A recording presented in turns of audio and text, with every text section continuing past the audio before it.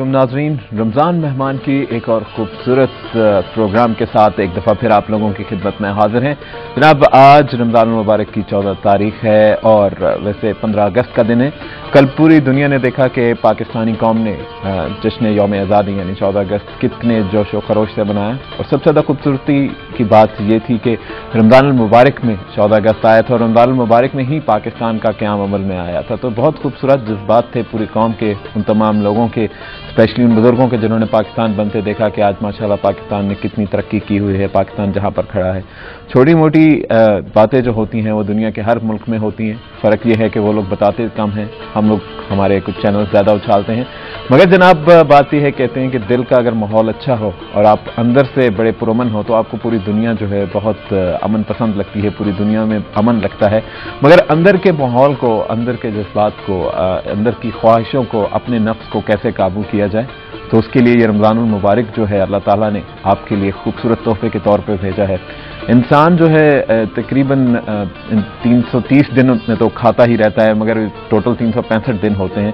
तो अगर हम बाकी 30 दिनों के अंदर जो है अल्लाह ताला के लिए, अल्लाह ताला की रज़ा के लिए भूख और प्यास के साथ रहते हैं, चाहे गर्मियों का मौसम हो या आजकल जैसे बहुत अच्छा मौसम है पूरे पाकिस्तान में वैसा मौसम है, तो उसका मकसद सिर्फ ये होता है कि आप अपने नफ्स को ट्रेन कर सकें, अपने नफ्स के ऊपर ज़ब्त कर सकें, अपने नफ्स को जिसे कहते हैं कि ये कोई आपने बेसिकली नफ्स कशी नहीं करनी, मगर सिर्फ नफ्स की ट्रेनिंग का नाम है। ये खूबसूरत तोहफा जो है रमज़ान मुबारक की सूरत में आप लोगों को मिला है।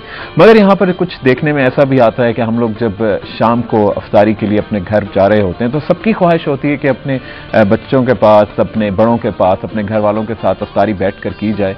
और उस सिलसिले में बाज़ औक़ात लोग जो हैं ज़रा थोड़ी सी जल्दी में आ जाते हैं, कभी थोड़े बहुत गुस्से में आ जाते हैं।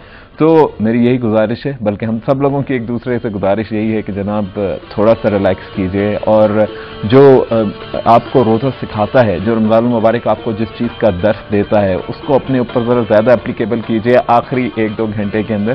क्योंकि सुबह जब हम अपने घरों से निकलते हैं तब तो हम काफ़ी रिलैक्स होते हैं, काफ़ी कूल माइंडेड होते हैं, मगर जैसे जैसे अफ्तार का वक्त करीब आता जाता है थोड़ी बहुत बेचैनी जो है, कुछ आपकी कैफियत में इज़्तिराबी कैफियत का इजाफा होता जाता है। मगर इन तमाम चीज़ों को रिलैक्स करना है। जैसे सहरी के बाद फ्रेश होते हैं, कोशिश करें कि आखिरी 1 घंटे में भी वैसे ही फ्रेश हों। और मैंने देखा है कि बाद लोग जो हैं आखिरी वक्त के अंदर जो होता है, आखिरी 1 घंटे के अंदर अफ्तार से पहले सो जाते हैं। कहते हैं कि जब घर में कुछ कुकिंग हो रही होती है अफ्तारी के लिए तो हमसे बर्दाश्त नहीं होता रोज़ा। तो मैं कहूँगा ये वो टाइम होता है जिस वक्त सबसे ज़्यादा आपकी दुआएं कबूल होती हैं, सबसे ज़्यादा जो भी आप काम करेंगे, अगर कोई अच्छा काम करेंगे तो 70 गुना उसका सवाब जो है ज़्यादा आपको मिलेगा। कोशिश करें आखिरी 1 घंटा जो है या आखिरी आधा घंटा जो वो सिर्फ और सिर्फ दुआओं में सर्व करें। और आप ये भी सोचें कि क्या हम टोटल 24 घंटे के अंदर कितना टाइम जो है अल्लाह ताला को देते हैं, अल्लाह ताला ने कितना हमारे लिए क्या कुछ नहीं रखा। और अफ्तारी के वक्त जब आप दस्तरख्वान पर बैठते हैं या टेबल के ऊपर बैठते हैं तो सबसे ज़्यादा इंपॉर्टेंट बात यह है उस वक्त कि आप उन लोगों का ख्याल रखिए, उन दोस्तों का ख्याल रखिए, उन मोहल्ले वालों का ख्याल रखिए जो हमारी तरह दस्तरख्वान पर बैठ के एक बहुत ही पुरसाइश तरीके से अफ्तारी नहीं कर सकते। और बहुत से बाहर लोग आपको ऐसे मिलेंगे, बहुत से सफ़ेद पोश आजकल ऐसे मिलेंगे जो कि वाकई रोज़ा और रोज़ा जो है अपना नमक और पानी के साथ खोलते हैं। ये सिर्फ मैं कोई एग्जाम्पल नहीं दे रहा, वाकई आजकल मुल्क में कुछ ऐसे हालात हैं।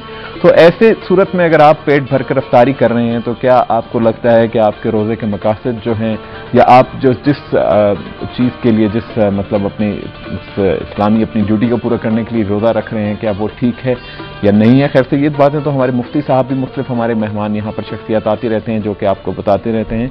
मुख्तलिफ आप अपने उनसे रमज़ान के मसाइल पूछते हैं, रोज़े के मसाइल पूछते हैं, ये सारी बातें चलती रहती हैं। मगर बात यह है कि रमज़ान जब गुजर जाएगा तो क्या तब भी हम लोग इसी सब्र और तहम्मुल का मुज़ाहरा करेंगे? क्या यही सब्र और इस्तक़लाल जो है हमारी तबीयत के अंदर रहेगा या नहीं रहेगा? तो बातें बहुत सी होती हैं, सिर्फ सोचने के, जिसे कहते हैं ना कि सोचने की बात है।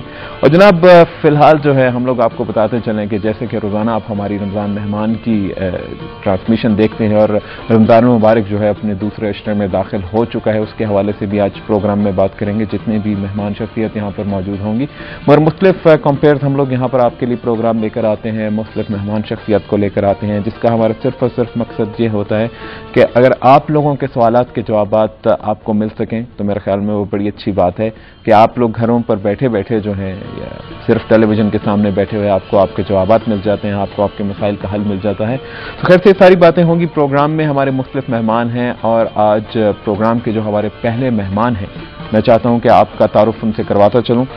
बहुत खूबसूरत नातख़्वां हैं, बहुत खूबसूरत आवाज़ पाई है उन्होंने। हमारे पास मौजूद हैं मोहम्मद जमील, उनकी जानिब आपको लिए चलते हैं, उनसे बात करते हैं। अस्सलाम वालेकुम। वालेकुम सलाम। जमील भाई कैसे हैं आप? खैरियत से हैं? अल्लाह पाक। और मैं यकीनन कह सकता हूं कि माशाल्लाह जब आप नातख़्वानी करते होंगे तो उस वक्त आपकी आवाज़ के अंदर जो एक खूबसूरती है, जो आवाज़ की जिसे कहते हैं शिरीनी जो है, तमाम सुनने वालों को तो उससे सवाब तो मिलता ही होगा, मगर तमाम लोग बहुत महसूस भी होते होंगे। मगर ये बताइए कि ये पूरा सिलसिला जो है जमील भाई कितने अरसे से चल रहा है नातख़्वानी का? मैंने जी नात 6 साल की उम्र से शुरू की थी माशाल्लाह। 1982 से मैं नात शरीफ पढ़ रहा हूँ और जितने भी हमारे पंजाब के पूरे पाकिस्तान के दरबार हैं वहाँ पे मुझे नात का शरफ हासिल हुआ है। मिलादुन्नबी में रावलपिंडी इस्लामाबाद में पूरे पाकिस्तान में नात शरीफ पढ़ी।